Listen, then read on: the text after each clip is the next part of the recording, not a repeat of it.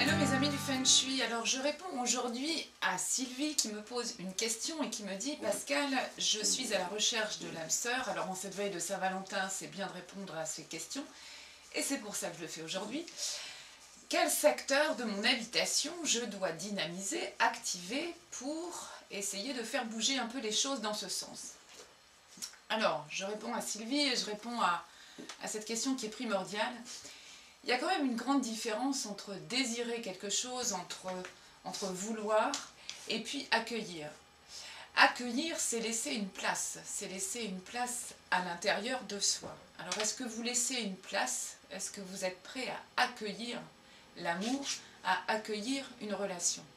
Ça, c'est quelque chose qui n'est peut-être pas si clair que ça. On a un espace à laisser ouvert pour ça. Et on a un espace aussi forcément chez soi, parce que accueillir à l'intérieur de soi, ça c'est une chose, être prêt à ça, ça c'est une chose sur laquelle il faut travailler. Et puis à partir de ce moment-là, si on laisse un espace ouvert à l'intérieur de soi, et ça c'est peut-être pas si clair à l'esprit parce que inconsciemment, il y a des choses qui sont larvées et on est peut-être fermé à ça. C'est-à-dire qu'on désire, on veut rencontrer quelqu'un, puis finalement, à l'intérieur, on n'est pas prêt du tout parce qu'il y a des croyances qui sont limitantes, de schémas erronés depuis belle lurette et depuis peut-être l'enfance, qui ne permet pas ça. Malgré des séparations, malgré des divorces, malgré des relations entamées et avortées, il y a des choses plus ancrées à travailler. Et à partir de là, il y a aussi un espace à laisser ouvert, et bien autrement qu'à l'intérieur de soi, chez soi. Il y a un espace d'ouverture à laisser. Il y a donc 3 secteurs qu'on va regarder, parce qu'il n'y en a pas qu'un. Effectivement, dans le bagua, dans le pakwa, dans le kariloshu, il y a un espace qui est dédié à l'amour, à la relation amoureuse, c'est le sud-ouest. Le sud-ouest de vos pièces, le sud-ouest de votre habitation principale. Pour autant, il n'y a pas que cette zone, parce qu'il y a le sud-ouest auquel on va s'intéresser, il y a le nord-est, parce que le nord-est en diagonale, en transversale, c'est le secteur des études, de la formation, mais aussi de la connaissance de soi. Et enfin, on va regarder le nord-ouest de vos habitations, le nord-ouest de vos pièces principales, parce que le nord-ouest, c'est aussi la place de l'homme, la place du père, du patriarche. Et qu'en est-il de cette pièce? Qu'en est-il de ce secteur-là? La place du nord-ouest? Est-ce que vous laissez la place, l'éventuelle place, à l'homme ou à la femme en sud-ouest pour venir chez vous, pour venir dans votre cœur, pour venir pour l'accueillir?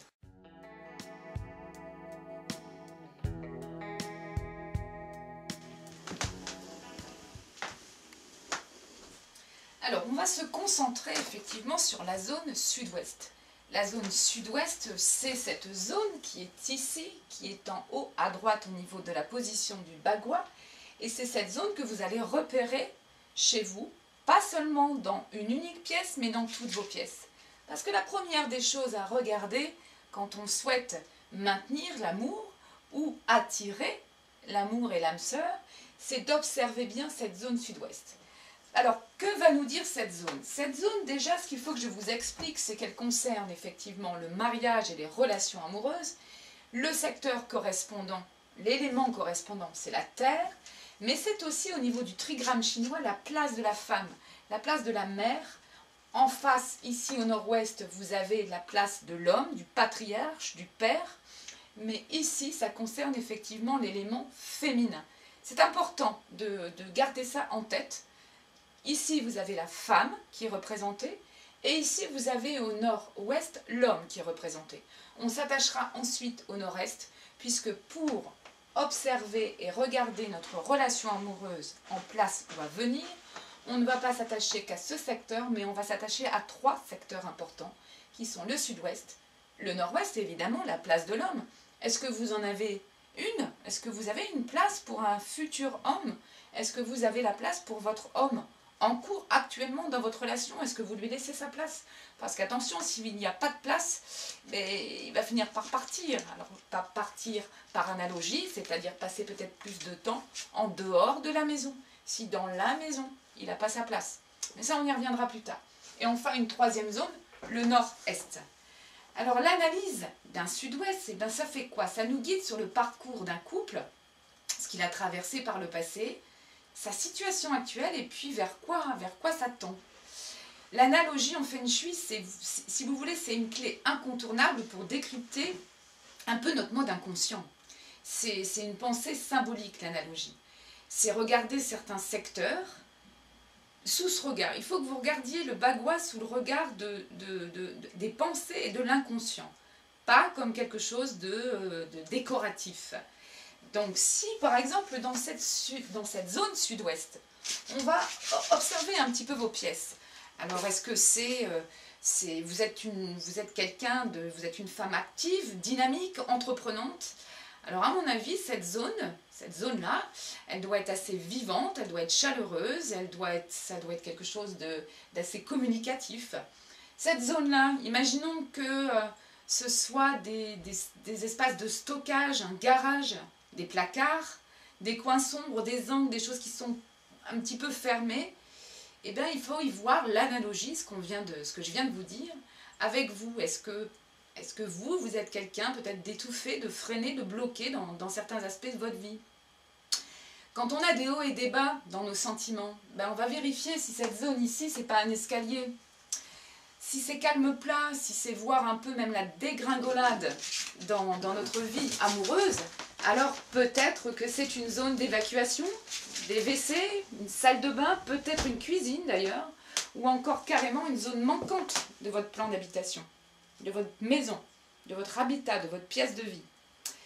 Vous ne faites plus bon ménage avec la personne en face de vous, la personne qui vit avec vous, et ben essayez de regarder dans cette zone les objets présents. Est-ce qu'il y a des choses qui sont seules, des objets par unité? Est-ce qu'au contraire, il y a des petites choses par trois? Est-ce qu'il y a beaucoup d'eau? Est-ce qu'il y a des tableaux, des images qui vont symboliser la séparation, la tristesse, la fin de quelque chose ici? Cette zone-là va nous dire énormément de choses sur votre vie de couple en place ou sur votre vie de couple à venir.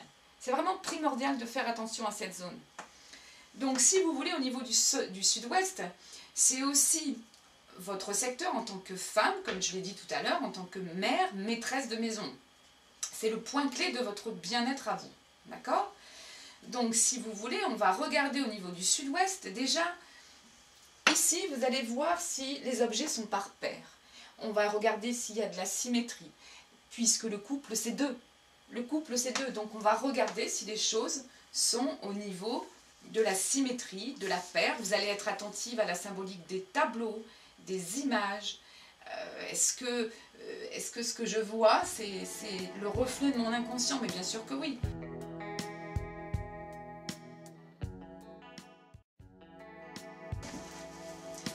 Voilà, alors j'espère avoir été assez claire dans mes explications, vous avoir apporté un peu plus d'informations sur le bagua et la zone qui concerne la relation amoureuse, en cours, en place ou à venir.